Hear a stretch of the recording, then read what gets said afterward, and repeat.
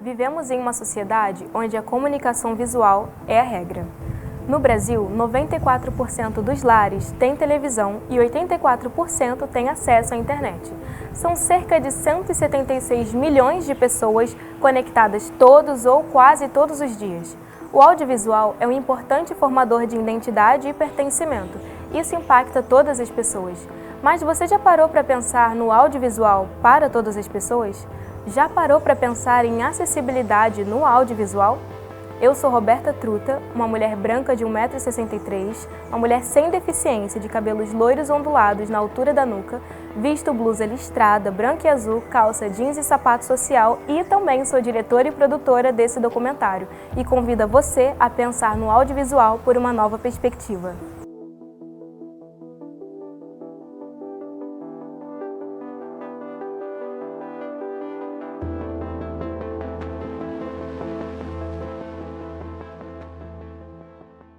No Brasil, 18,6 milhões de pessoas têm algum tipo de deficiência, o que representa cerca de 8,9% da população. Mas não são apenas números, são pessoas, suas histórias e seus direitos. Direitos assegurados pela Lei Brasileira de Inclusão, que visa garantir o acesso à cultura, lazer e audiovisual em formato acessível. Mas como isso se traduz na prática? Como, de fato, uma produção se torna acessível? No Brasil, um conjunto de padrões técnicos e preceitos legais norteiam e visam garantir o direito à comunicação, à informação e à cultura para pessoas com deficiência, conforme estabelecido na legislação brasileira. Olá, meu nome é Felipe Monteiro, eu tenho deficiência visual, 47 anos e 1,70 m. Eu sou um homem branco, de cabelos, sobrancelhas e olhos castanhos escuros e barba preta. Estou com uma camisa colorida, tie-dye, calça azul marinho, tênis também azul e óculos escuros. A LBI esse ano completa 10 anos, agora dia 6 de julho, né?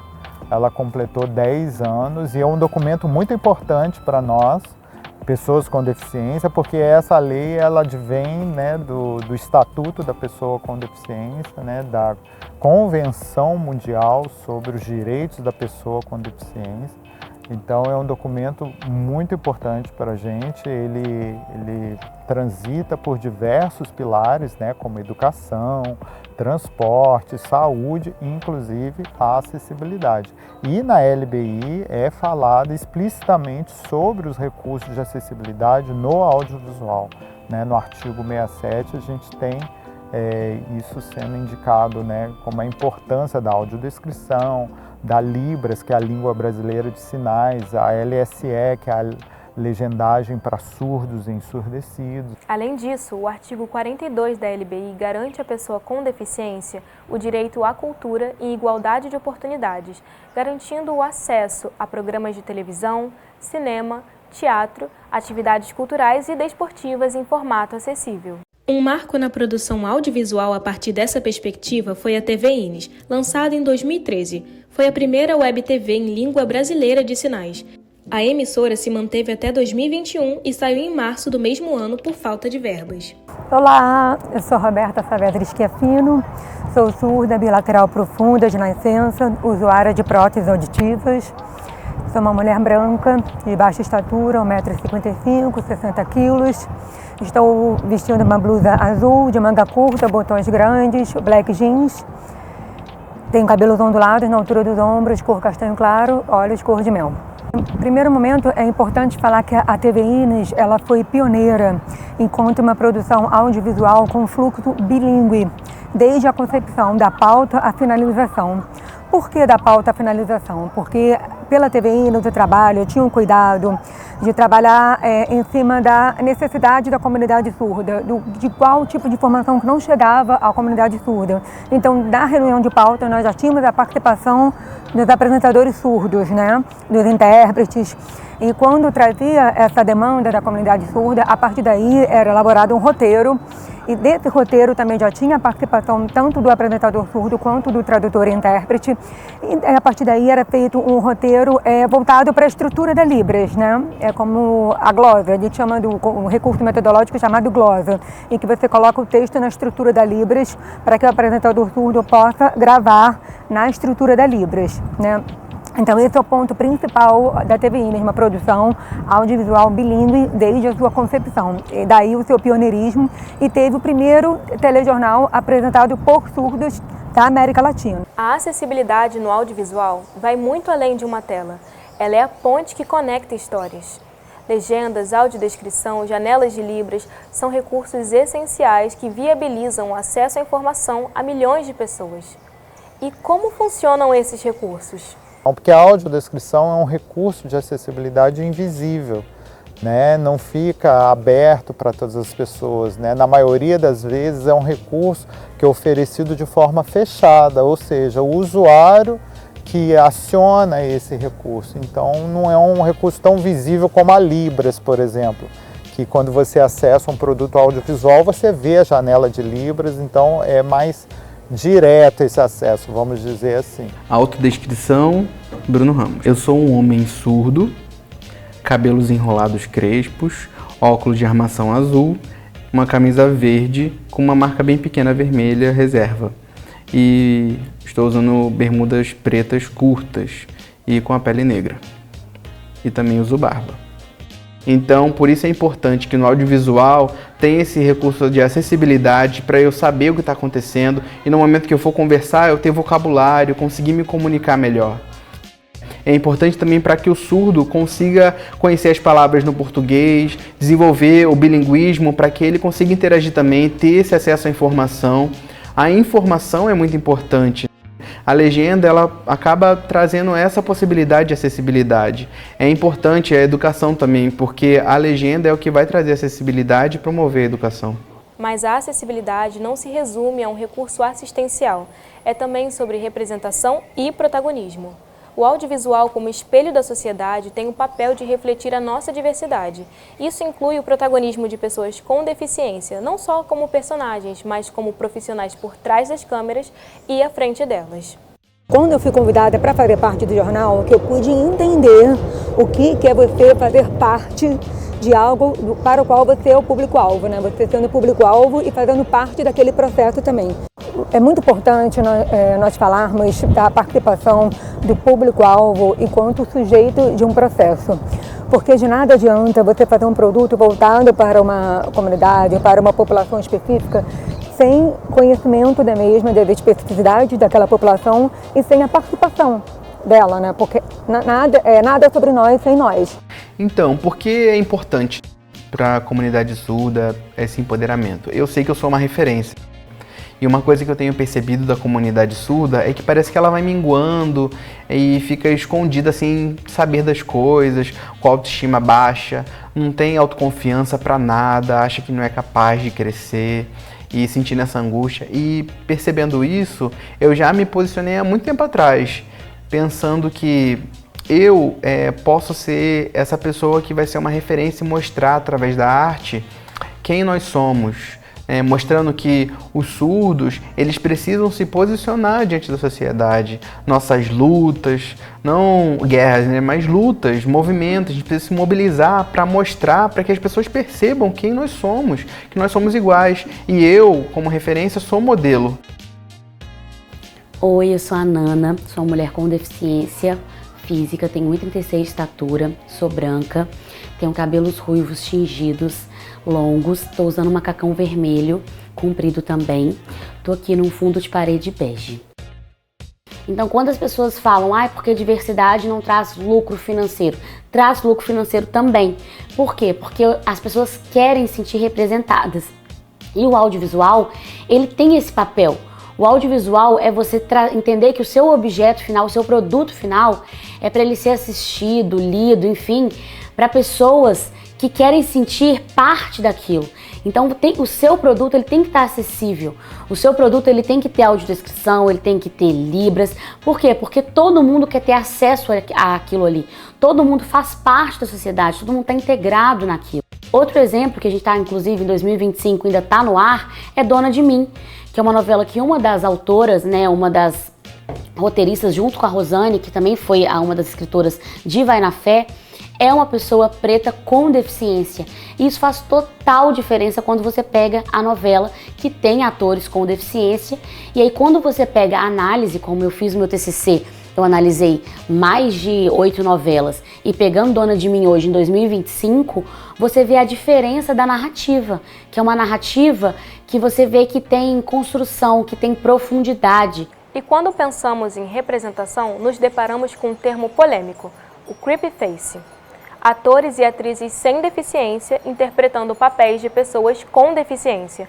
Um tema que Nana nos ajuda a compreender melhor. O creepyface ele acontece muito justamente porque as pessoas acham que pessoas com deficiência são incapazes, são ineficientes e a gente não pode trabalhar, por exemplo, numa novela ou num cinema. A gente precisa trazer esse diálogo para um diálogo acessível, porque nada adianta se a gente não conversar para a grande massa. Se a grande massa não saber o que é o capacitismo, se a grande massa achar que sabe sobre pessoas com deficiência, se até hoje está reproduzindo, por exemplo, o termo incorreto, utilizando deficiente sem saber o porquê que está utilizando deficiente. E muitas vezes eu diria que 99% das vezes não é de maneira pejorativa, é porque realmente não tem conhecimento daquilo. Você reparou nesse termo que acabou de aparecer? Capacitismo? Talvez você já tenha ouvido, ou talvez nunca tenha parado para pensar sobre ele. Mas e se eu te dissesse que todos nós já reproduzimos atitudes capacitistas? O capacitismo, na verdade, é um preconceito em relação aos corpos, né? Aos diferentes corpos, né? É muito comum as pessoas com deficiência demonstrarem uma diferença corporal. Então, existem muitos preconceitos em relação a isso. Então, o capacitismo, eu acho que parte muito do segregar, do estar à parte, do se colocar diferente, se excluir. O que é muito importante colocar aqui, eu enquanto jornalista surda, quando eu chego numa redação e já falo de primeira para quem trabalha comigo, olha, não adianta falar de costas, não adianta sair falando, porque é muito característico de uma redação de jornalismo, né? A pessoa sai falando e numa externa, enfim, aquela loucura, aquela produção, aquela dinâmica e tal. E se eu não avisar para essas pessoas que eu não ouço essa pessoa virar de costas, eu não vou conseguir trabalhar com outras pessoas. Então, precisa que eu me coloque. Olha, a minha condição é essa, então, por favor, não esqueçam. O capacitismo é o preconceito, né, contra pessoas com deficiência a partir de um viés, de uma coisa, de um referencial, de que existe um padrão, de que existe um modelo certo para o seu corpo funcionar, um modelo normal, quando na verdade o que existe são modelos típicos e atípicos. Então, sobre capacitismo, eu sou um homem negro, surdo, e sou professor na UF, na Universidade Federal Fluminense. As pessoas, não surdos não, as pessoas ouvintes, elas olham para mim e falam, nossa, coitadinho, surdo. Eu falo, não, isso é capacitismo, eu sou normal, eu consigo me comunicar, eu sou capaz, eu sou igual a todo mundo. Então isso mostra para as pessoas que o meu posicionamento não é de coitadinho, para que acabe isso, que isso é capacitismo. Daí vem o capacitismo, que é aquele olhar, né, de julgamento, aquele olhar de pensamentos de inferioridade, que a pessoa não é capaz de executar determinadas ações, que a pessoa não é capaz de ter as suas próprias decisões, né, ter a sua autonomia, ter a sua independência, executar as suas tarefas diárias, estudar, trabalhar, viajar, namorar, casar, ter filhos, enfim. Então o olhar capacitista é esse olhar de preconceito, esse olhar de julgamento sem conhecer. Quando a gente fala, por exemplo, de crime como capacitismo, como racismo, a gente precisa realmente combatê-los. Então eu vejo sim um poder muito grande no audiovisual, eu acho que mais que um poder, um dever do audiovisual de ajudar a combater o capacitismo, porque eu acho que a principal forma da gente combater o capacitismo é por meio da acessibilidade atitudinal, que nada mais é do que a gente falar sobre pessoas com deficiência, falar sobre inclusão de maneira transparente, sem tabu, porque o que eu vejo hoje é muitas pessoas tendo medo de falar sobre pessoas com deficiência, com medo de errar, sem saber o que falar. É porque hoje em dia é tudo mimimi, não pode falar, quando na verdade não, isso distancia, sabe, o diálogo, assim. A LBI também garante o acesso à tecnologia assistiva, ferramentas já citadas aqui anteriormente. Mas agora eu te convido a refletir um pouco sobre como a acessibilidade pode ser impactada pelo avanço tecnológico, sobretudo da inteligência artificial.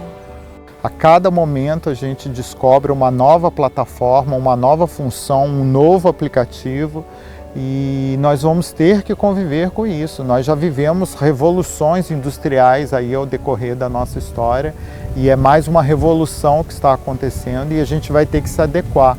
Infelizmente, algumas profissões não vão existir, mas novas profissões vão surgir por conta da inteligência artificial. Eu não acredito nesse papo de que a inteligência artificial vai roubar nossos lugares, que os robôs vão roubar os nossos lugares, não. Mas aqui eu tenho dois pontos assim que eu preciso colocar. O primeiro, que é fato, eu acho que a gente precisa cada vez mais usar da IA, usar das tecnologias ao nosso favor, ainda mais quando a gente fala de acessibilidade. O outro ponto também que eu acho que é importante a gente trazer é que a gente também precisa, mais uma vez, falar sobre ética. E ainda mais nos momentos difíceis que a gente vive, né, no país, com tantas notícias falsas, com tantas coisas, que aqui a gente não está discutindo sobre lado A, sobre lado B, a gente está discutindo sobre notícias falsas. Então, eu acho que é como a inteligência artificial está sendo usada, sabe? Então, como que essa tecnologia está sendo usada? Eu costumo dizer que eu só estou aqui por conta das tecnologias, né? Tecnologia assistiva o tempo todo, né? Principalmente em contato com audiovisual. Eu lembro perfeitamente a primeira vez que eu fui ao cinema após a deficiência visual. Foi uma experiência assim, muito marcante, muito emocionante. Eu assisti um filme que ele era em 8 línguas diferentes. E aí eu fiquei imaginando como que eu ia fazer para ter acesso a esse filme, já que uma pessoa como eu, com deficiência visual, não tem acesso à legenda, né? E aí eu utilizei pela primeira vez um aplicativo que oferece audiodescrição, né? Esse aplicativo ele sincroniza a audiodescrição com o áudio do filme. Então, quando o filme inicia, o aplicativo sincroniza com o filme e reproduz a audiodescrição. E eu consegui acompanhar o filme perfeitamente, tanto em relação à leitura das legendas quanto à audiodescrição. Então, a partir dali, eu tive a certeza que eu ia poder frequentar os equipamentos culturais que eu já estava acostumado a frequentar sem o menor problema, com autonomia, com independência e como eu tenho feito até hoje. Como eu falei anteriormente, a gente já tem percebido um grande avanço no cinema. Vários aplicativos aí disponíveis, né, com qualidade. Esses aplicativos eles sincronizam e funcionam muito bem nos filmes para o cinema. Agora, na TV, a gente teve pouco avanço. A gente já tem alguns produtos audiovisuais, mas a quantidade de horas semanais que é oferecida com o recurso de acessibilidade ainda é ínfima. Nós temos poucos produtos com o recurso da audiodescrição. E eu já tenho percebido que as pessoas já têm feito um movimento de não estarem tanto na TV aberta, né? Elas estão migrando para os streamings, para outras formas, né, de acesso ao audiovisual do que a TV, e a TV ainda não conseguiu disponibilizar os recursos de acessibilidade da maneira como devia. No fim, não resta uma pergunta sobre qual é a importância da acessibilidade no audiovisual, mas sim respostas do porquê ela é essencial. É importante porque nós vivemos em sociedade, nós gostamos de assistir um bom filme, a gente gosta de assistir uma série, a gente gosta de conversar com os amigos e discutir sobre a série, dar spoiler de alguma série também, a gente gosta de acompanhar a novela, de assistir um telejornal, a gente gosta de assistir um comercial e acessar o QR Code que às vezes as pessoas apontam na tela e a gente não faz ideia de onde esteja esse QR Code. A gente gostaria de mandar um e-mail, de acessar um site que está escrito na tela. Então a acessibilidade no audiovisual é importantíssima, porque nós estamos inseridos na sociedade. A importância da acessibilidade no audiovisual não é somente contemplar quem de fato tem as especificidades linguísticas, é contemplar a sociedade como um todo. Porque se eu estou falando de uma legenda, por exemplo, eu não estou contemplando apenas quem não ouve, eu estou contemplando aquela pessoa que está em um ambiente de grande barulho, de grande ruído, eu estou contemplando aquela pessoa que está com a televisão sem som, desligada na academia, estou contemplando uma pessoa. Então, assim, é importante nós entendermos que a acessibilidade é para todos. Né? Enquanto nós falarmos de forma segregada, que é somente para uma parte da população, não vai acontecer essa mudança de cultura. Então, o que eu acho que precisa mudar é isso. Enquanto não entendermos que a acessibilidade é uma via de mão dupla, não vai haver essa mudança. Então, o que falta mesmo é isso, essa mudança de cultura, essa mudança de percepção da sociedade como um todo, que quando falamos de acessibilidade é para todos nós.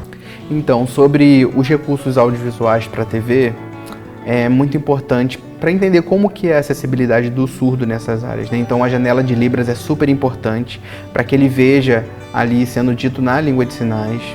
E junto disso também, o segundo recurso seria a legenda, para que o surdo se sinta confortável vendo ali a janela de Libras e também possa fazer relação com as legendas no português.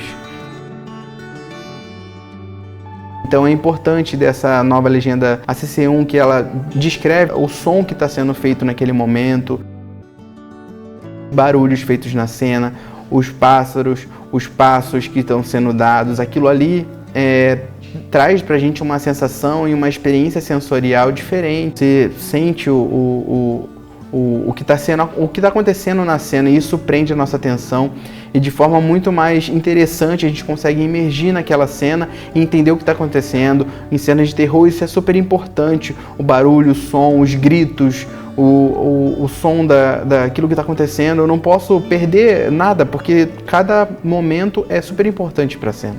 Porque o audiovisual é sobre contar história, o audiovisual é sobre construir história. Então, se você acha que não é sobre isso, você não está no lugar certo. E contar história é contar a história do povo, é contar a história do povo brasileiro, é contar a história do mundo. E no mundo, nós somos 1 bilhão de pessoas com deficiência. Então, se você está trabalhando, se tornando um profissional no audiovisual e não pensa em pessoas com deficiência, você não está pensando no povo, você não está pensando em contar essa história. O audiovisual ele tem esse papel muito forte, ele tem esse dever com a sociedade. Então o audiovisual é sobre contar histórias, é sobre você entender o porquê que você está fazendo aquilo. Então mais do que nunca você precisa ter intencionalidade naquilo que você está construindo. Isso é pesquisa, narrativa, estudo, mas mais do que isso, convivência. É muito fácil, lógico, você estudar sobre pessoas com deficiência só lendo, só assistindo no TikTok, no Instagram. É importante, claro, precisamos seguir pessoas com deficiência cada vez mais, óbvio. Mas o que vai realmente trazer esse letramento, essa vivência de você humanizar pessoas com deficiência é a convivência. E de você entender que você vai errar. Nós somos seres humanos, eu também erro. Todos nós vamos errar. Então não é ter esse dedo, mas eu não posso falar com a Nana isso porque eu tô falando de forma errada. Não, porque quando é de verdade, quando tem intencionalidade, nós também sabemos, a gente sente.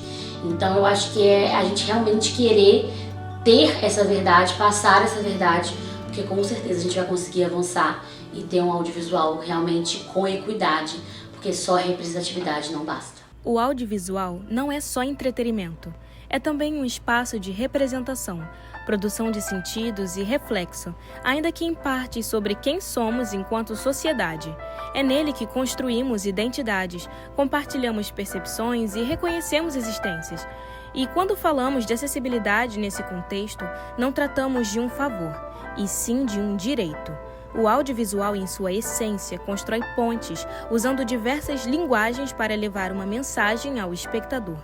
Abre espaço para que todas as vozes sejam ouvidas e todas as histórias contadas.